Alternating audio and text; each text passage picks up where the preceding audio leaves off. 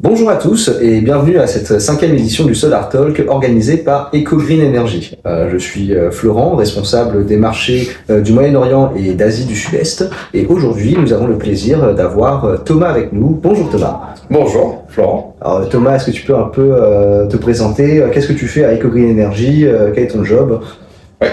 Alors bonjour tout le monde. Donc chez EcoGreen Energy, je suis le manager des commerciaux. Donc je les manage dans la vie de tous les jours. Et également, je suis responsable des marchés Afrique francophone, donc l'Afrique de l'Ouest et l'Afrique du Nord. Alors très bien. Alors du coup, quelles sont un peu les tendances que tu as pu identifier sur cette année 2025 dans les marchés sur lesquels tu travailles? Ouais. Alors, il y a dans les deux marchés que je travaille, ils sont différents. Donc, le Maghreb, l'Afrique du Nord, est beaucoup plus développé en tant que solaire. Le Maroc lead très clairement les trois pays. Ils sont extrêmement développés. Le roi du Maroc veut faire de l'énergie solaire un pilier du pays. Et en plus, ils vont recevoir la Coupe du Monde en 2030. Donc, ils ont l'obligation de se développer dans la production d'électricité. Il y a la Tunisie également qui se développe beaucoup et l'Algérie qui est un petit peu derrière. Mais le gouvernement actuel met des bouchées doubles, si je puis dire, pour développer énormément de centrales solaires.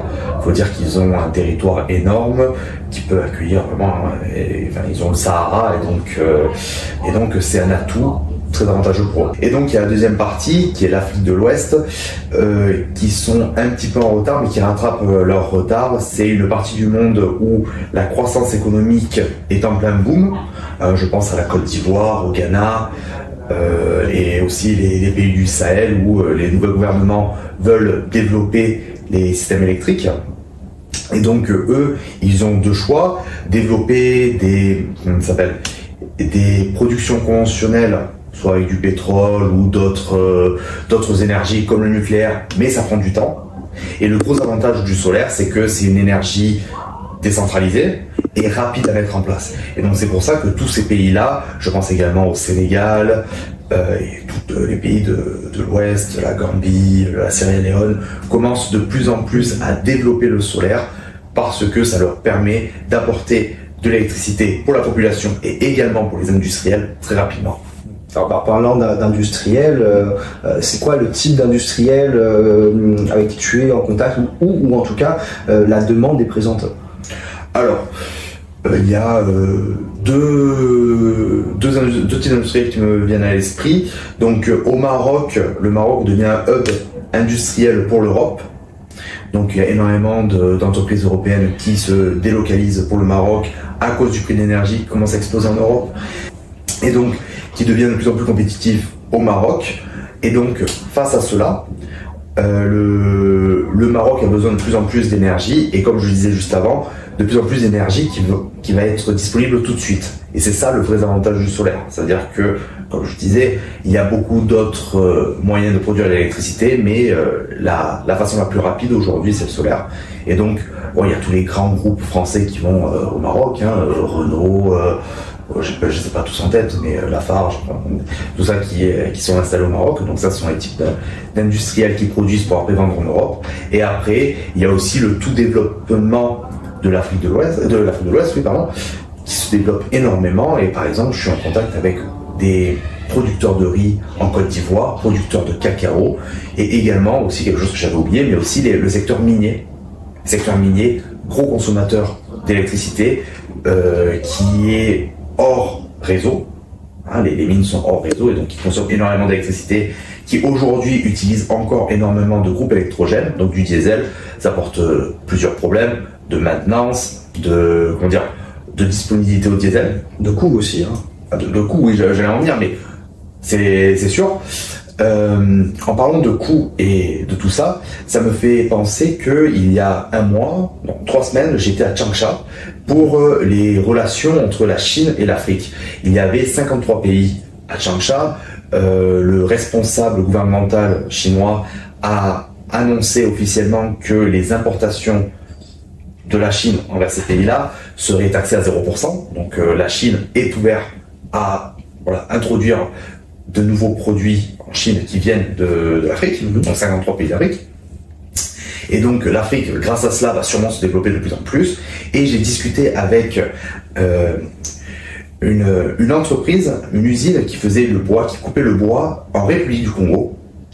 Alors bien sûr, aujourd'hui, ils consomment, enfin ils produisent de l'électricité avec des générateurs diesel.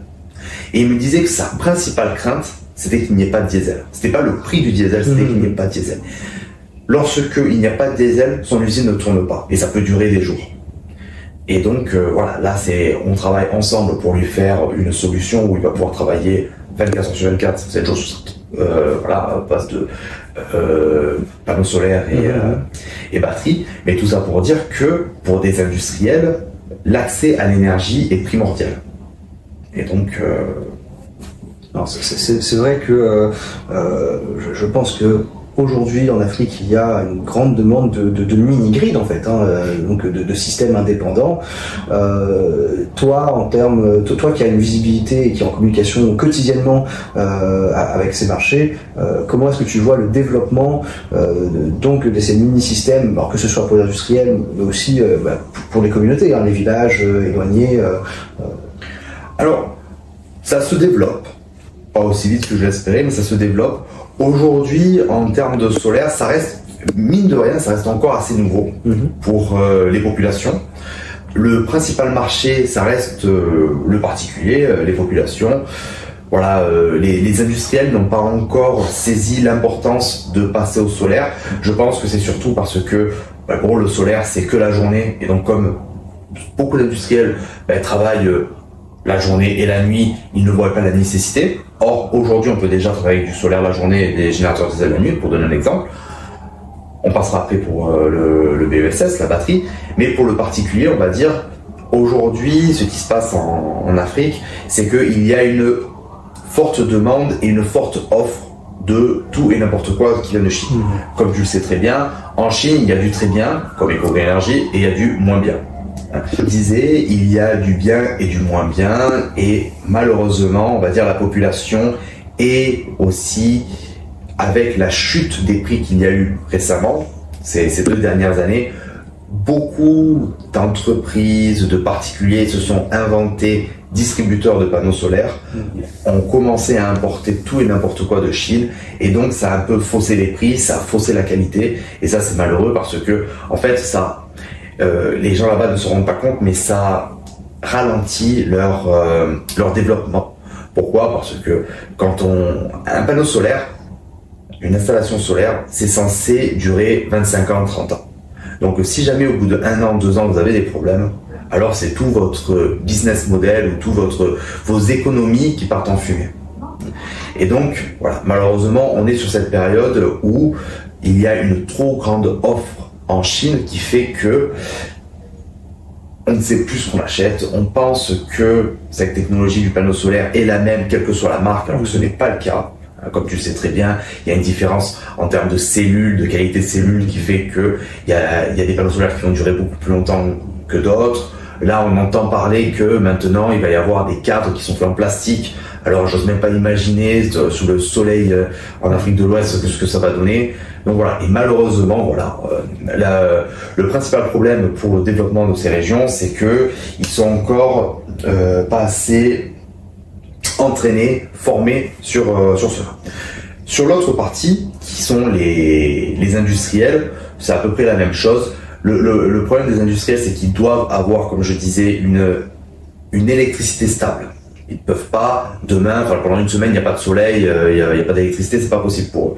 Donc c'est pour ça qu'ils sont encore réticents à changer de solution. Et c'est pour ça que EcoGreen Energy développe également des solutions clés en main, panneaux solaires, onduleurs, batterie, surtout avec la batterie, pour rendre ces industriels 100% indépendants et les rendre, comment dire,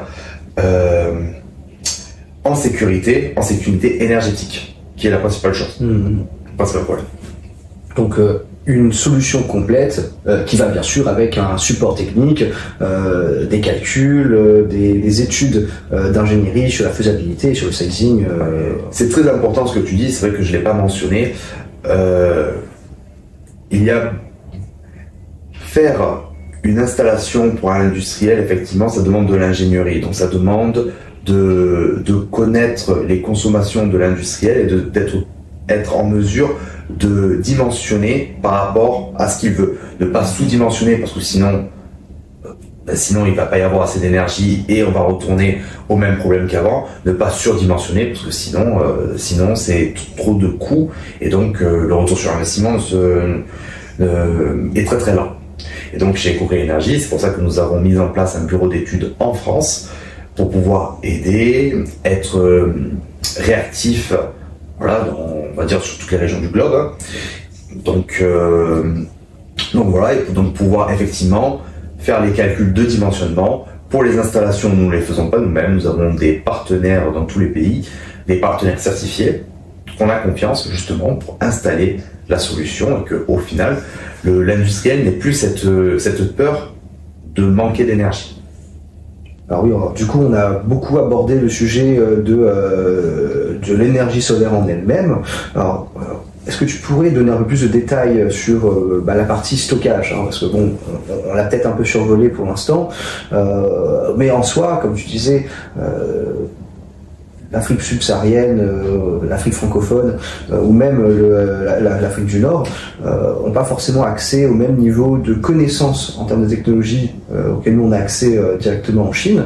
Selon toi, quelles seraient les questions qu'un client devrait se poser avant d'investir dans une installation de stockage d'énergie? Parce que bon, même si on a une baisse du coût des cellules et de la solution en elle-même ces dernières années, ça reste quand même un investissement plutôt conséquent, mais bon, c'est vrai que les clients, surtout les industriels qui ne sont pas dans ce domaine à la base, ne savent pas forcément par quel côté, par quel bout prendre en fait ce problème. Bien sûr, et comme tu dis, les industriels, c'est pas leur problème. Eux, ils ont leur industrie. Tout à l'heure, je parlais de cet industriel qui coupait du bois. Ben, lui, c'est pas son problème de savoir d'où vient l'énergie. Il faut qu'elle soit là. Donc la technologie des batteries a beaucoup évolué et il y a eu un énorme pic récemment, là, ces 3 dernières années. Donc elle est devenue de plus en plus fiable et de plus en plus effectivement moins chère. Donc ça c'est très bien. Comme pour les panneaux solaires, c'est pareil, il faut bien savoir avec qui nous travaillons. Ça c'est quelque chose de très important, donc je ne le répéterai jamais assez. Avant de choisir, surtout quand vous avez des montants importants, il est très intéressant de venir en Chine pour vérifier vos fournisseurs, parce que là c'est pareil, hein, malheureusement il y a beaucoup d'entreprises qui veulent absolument vendre et donc qui sont prêts à faire n'importe quoi. On parlait du dimensionnement juste avant, donc à faire du sous-dimensionnement ou du surdimensionnement, tout ça pour accepter ce que dit le client. Nous, c'était pas ce que nous essayons de faire. Nous essayons d'expliquer au client, à chaque partenaire, les avantages et les inconvénients et le coût également, et ce qu'il va gagner à l'avenir. Donc c'est ça. Donc quelles sont les questions, tu me demandais, qu'un industriel doit se poser avant de choisir son fournisseur de batterie? C'est effectivement avec quel fournisseur de cellules le fournisseur de batterie travaille, parce qu'encore une fois c'est différent. Il y a le fournisseur de batterie, lui, il prend des cellules, les assemble ensemble et fait envoie. Donc cela, s'il y a eu des projets avant, si le fournisseur de batterie, justement, si le producteur de batterie est reconnu mondialement, hein, s'il a bien les certifications adéquates, c'est très important, hein, il faut pas minimiser cela. Et également, prendre des photos de l'usine. Si c'est possible, envoyer des photos de l'usine, envoyer des photos des produits pour être sûr que ce que nous recevons est bien. Et après, je voulais dire, en termes de retour sur investissement, tout ça, ce sont des calculs. Donc effectivement, ça demande un investissement dès le départ, mais après, il faut mettre ça en face à ce qu'on gagne en termes de non-consommation de diesel, de maintenance de générateurs, tout ça. Et donc ça, c'est quelque chose que EcoGreen Energy se propose à aider ses partenaires. Alors c'est vrai que on a un projet au Togo pour un industriel dans le poisson, il me semble, pour lequel on a proposé une solution clé en main. Est-ce que tu pourrais un peu expliquer ce projet? Ça a été notre premier projet. Actuellement, on travaille sur d'autres projets. Mais effectivement, c'est le premier projet qu'on a réalisé, un premier industriel qui nous a fait confiance, où nous avons installé 5 MW de panneaux solaires et 5 MWh de batterie. Ce qui s'est passé, c'est que notre ingénieur de France, en chef, Thomas également, est allé à l'usine pour vérifier toutes les consommations électriques, faire tout le dimensionnement et proposer une solution adéquate pour que cet industriel ne soit plus dépendant du réseau. Ce qui se passait avant, c'est que donc on est au Togo, l'industriel était branché au réseau électrique qui malheureusement tombait en panne au moins une fois par semaine, et donc il avait un générateur diesel qui fonctionnait pour backup. Là aujourd'hui, il est 100% indépendant, donc lorsqu'il y a du soleil, ça fonctionne, lorsqu'il n'y a pas de soleil, ça passe sous batterie, et si jamais il n'y a pas de soleil, il n'y a plus d'électricité sur la batterie, on a également le générateur diesel. C'est quelque chose aussi que il faut que les partenaires, donc que ce soit les industriels, les secteurs miniers, les autres, se rendent compte également, c'est qu'on peut brancher cette solution à un générateur diesel qui sera toujours là, le tout dernier backup s'il y a un problème. Et comme ça, le plus important, c'est qu'ils soient vraiment sereins dans leur approvisionnement électrique. Après, si je peux continuer, il y a d'autres secteurs, on a beaucoup parlé du secteur industriel, mais il y a d'autres secteurs qui se développent énormément également. Le secteur des hôtels de luxe, des hôtels et hôtels de luxe. Voilà, comme je disais, de plus en plus, le monde veut aller de plus en plus vert. Donc, au-delà de la production de CO2 où tout le monde veut arrêter, c'est aussi que c'est des problèmes de nuisance sonore, des problèmes de santé immédiate. Quand on brûle du diesel, toutes les personnes à côté peuvent le ressentir. Donc, des solutions de panneaux solaires et de BESS, le BESS All-in-One, très bien dimensionné justement pour ce type d'hôtel, justement, de consommation électrique, ça permet justement d'être plus vert, d'être plus vertueux, d'être plus silencieux également, et donc d'être plus à l'écoute des clients. Les clients finaux, je parle, ceux qui sont dans l'hôtel. Ok. Du coup, je sais que tu voyages beaucoup. Tu disais que tu étais à Changsha il y a quelques semaines.